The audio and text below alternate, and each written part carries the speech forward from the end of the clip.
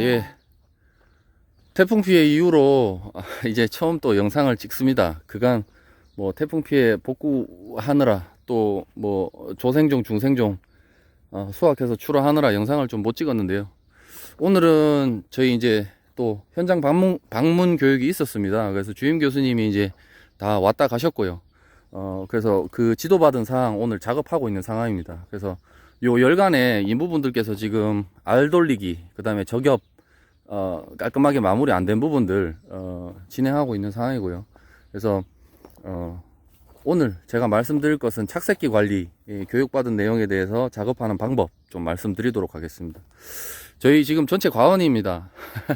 태풍 피해 입은 거 치고는 나름대로 사과 굉장히 잘 달려 있습니다. 과도 굵고 그래서 원래 사과 시세가 굉장히, 이거 사과가 굉장히 크죠. 이게 좀 잘 안 나오는데 제 주먹보다 훨씬 큽니다. 그래서 원래 뭐 사과 시세가 좋아서 괜찮을 거라 생각합니다. 그럼 착색기 관리 좀 말씀을 드리겠습니다. 저희 같은 경우에 태풍 때 대과가 많이 떨어졌습니다. 당시에 좋은 과실들이 많이 떨어지고 잔잔한, 이게 작은 크기가 그렇게 크지 않은 과실들만 좀 남아있는 상황이었기 때문에 후기 비대를 많이 노렸습니다. 그래서 관수를 계속해서 충분히 해 줬는데요. 근데 이 관수가 또 질소의 흡수를 돕기 때문에 착색에는 그리 좋지 않습니다. 그래서 지금도 계속해서 관수를 해주고 있습니다. 저 같은 경우에는 이제 수확 일자를 11월 첫째 주로 잡고 있습니다. 그러니까 그 전까지 착색을 위해서 관수 관리를 해줘야 하는데, 저는 또 비대라는 그런 어떤 다른 어떤 이유가 있기 때문에 마지막까지 관수를 최대한 한다라는 그 개념으로 지금 관리를 하고 있는 상황입니다. 그래서 주임 교수님께서는 관수는 최소한 2주 전에는 끊어줘야 된다 라고 말씀을 하셨고, 보통 일반적인 후지 착색 관리는 한 달 전부터 이제 관수의 텀을 뭐 4일에서 5일 혹은 일주일 이렇게 늘려서 마지막에는 관수를 끊는 방법으로 보통 진행을 하는데요. 저희는 비대 때문에 마지막 2주 전까지 계속 관수를 해주다가 2주 전부터 관수를 좀 끊을 예정입니다. 그리고 또 토질에 따라서 그 관수 내용도 달라져야 하는데, 저희 같은 경우에 특히나 사질 토양이기 때문에 물 배수가 너무 빨리 됩니다. 그래서 그 관수 텀을 너무 길게 가져가면 나무가 수분 스트레스를 받을 것 같아서 그렇게 관리를 하고 있는 상황이고요. 일단 지금까지는 관수를 하고 있습니다. 한 4일 간격 정도로 해서 하고 있고, 이제 그 마지막 주쯤 되면 이제 관수를 끊을 예정입니다. 그리고 비대를 위해서 관수를 이렇게 계속 하다 보면, 특히 저희 같은 사질 토양에서 나타나는 특징이 사과 맛이 이제 수분을 너무 많이 함유하다 보니까 사과 맛이 조금 떨어지는 경향이 있는 것 같습니다.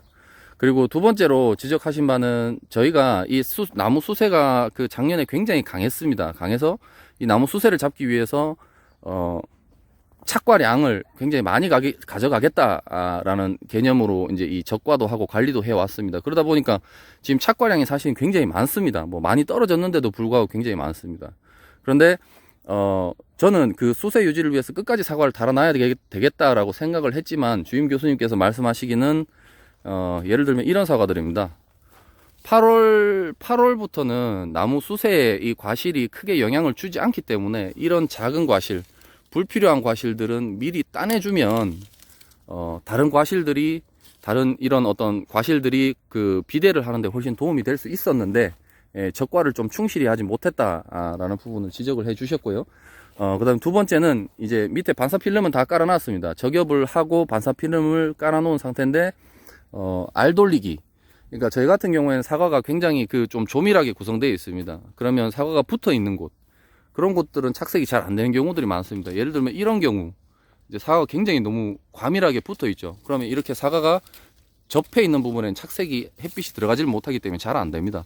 그래서 이런 경우에 뭐 이런 사과들도 마찬가지고요. 붙어 있기 때문에. 그래서 이런 경우에는 이제 알 돌리기를 해줍니다. 알 돌리기 하는 방법은 뭐 알을 뭐 이렇게 확 돌린다거나 그런 건 아닙니다. 이렇게 착색이 안 된 부분만 살짝, 요렇게 살짝씩 돌려주면 착색에 훨씬 더 도움이 됩니다. 이런 경우에도 이렇게 살짝 요 정도만 돌려주면 요 밑에 착색이 안 된 부분들이 있습니다. 이런 부분들에 햇빛이 들어가서 이제 착색이 잘 되고요. 그 작업들을 지금 인부들하고 같이 진행을 하고 있습니다. 그래서 또 달리 이렇게 쭉 지나가다 보면 알 돌리기 해야 될 그런 과실들이 보입니다. 너무 과밀한 과실들. 그래서 여기 같은 경우에도 요런 식으로 살짝, 그 다음에 요런 것도 위치를 살짝 요렇게 바꿔준다든지, 아니면 요렇게 살짝 돌리면 요 착색이 안 된 부분이 나오죠. 그래서 요런 부분들이 착색이 잘 되게끔 그렇게 작업을 하고 있습니다. 그리고 아까 주임 교수님께서 말씀하셨던 적과가 좀 덜 된 부분, 그러니까 불필요한 과실들이 끝까지 너무 많이 달려 있었다라는 지적에 대해서는 지금이라도 좀 과실들을 따내라는 지적을 받았습니다. 그래서 예를 들면 이런 것들입니다.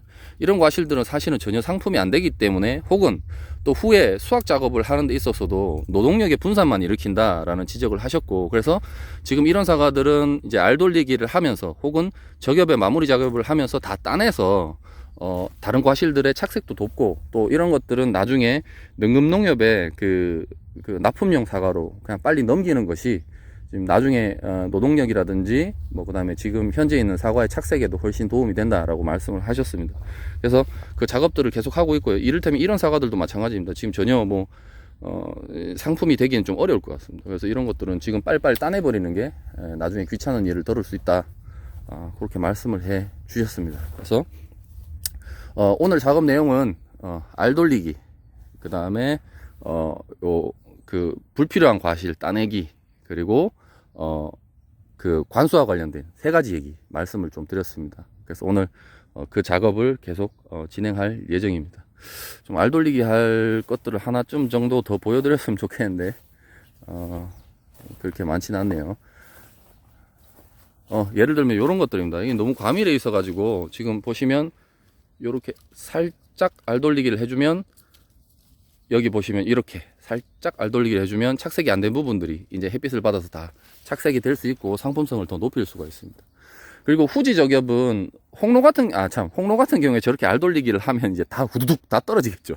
그래서 이제 홍로는 좀 어렵지만 이 후지는 이렇게 알 돌리기 하는 김에, 그래서 다른 작업들을 하는 과정 중에 한다면 이제 노동력도 좀 더 줄일 수 있을 거라 생각이 되고요. 그 다음에 후지 적엽 관련돼서 조금 더 말씀을 드리면, 홍로의 적엽은 좀 이렇게 잎도 크고 해서 많이 훑어내리는, 아래 위로, 위에서 햇빛 비치는 거, 밑에서 반사필름에서 비치는 햇빛이 잘 올라오게끔 많이 좀 이렇게 좀 과감하게 이렇게 적엽을 합니다. 그렇지만 후지 같은 경우에는 요 사과 주변에만 딱 그 적엽을 하는 것을 원칙으로 하고 있습니다. 그리고 이 이파리가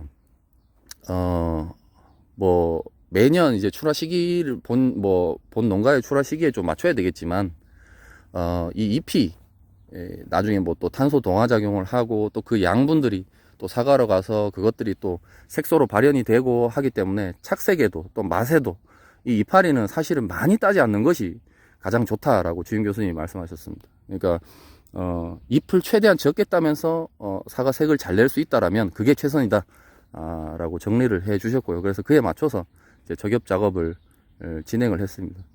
올해 같은 경우에는 출하 시기가 조금 여유가 있습니다. 사과 시세도 너무 좋고, 그래서 색깔을 빨리 내려고 막 과도하게 적엽을 한다거나 하는 그런 어떤 계획은 세우지 않았습니다. 시간이 지나고 또 숫기가 도래하고 또 이파리가 충분하면 색은 나중에 또 나는 거기 때문에 굳이 사과의 품질을 떨어뜨릴 수 있는 그런 적엽 작업을 너무 과도하게는 할 필요가 없다라고 판단을 해서 최소한의 적엽 작업만 했다라고 보시면 되겠습니다. 여기도 보시면 주변부에 이렇게 이파리들이 굉장히 무성하게 자라 있는데 딱 요 안에 사과 주변에만 적엽을 한 모습 보실 수 있습니다. 그리고 이런 것도 알 돌리게 해주면 좋겠죠. 요렇게 살짝 보시면 여기에 착색이 안 된 부분이 있습니다. 그래서 이런 것들이 노출이 되면 착색이 잘 될 수 있다 보고요. 그 다음에 이런 경우는 사실은 적엽이 좀 빠진 경우죠.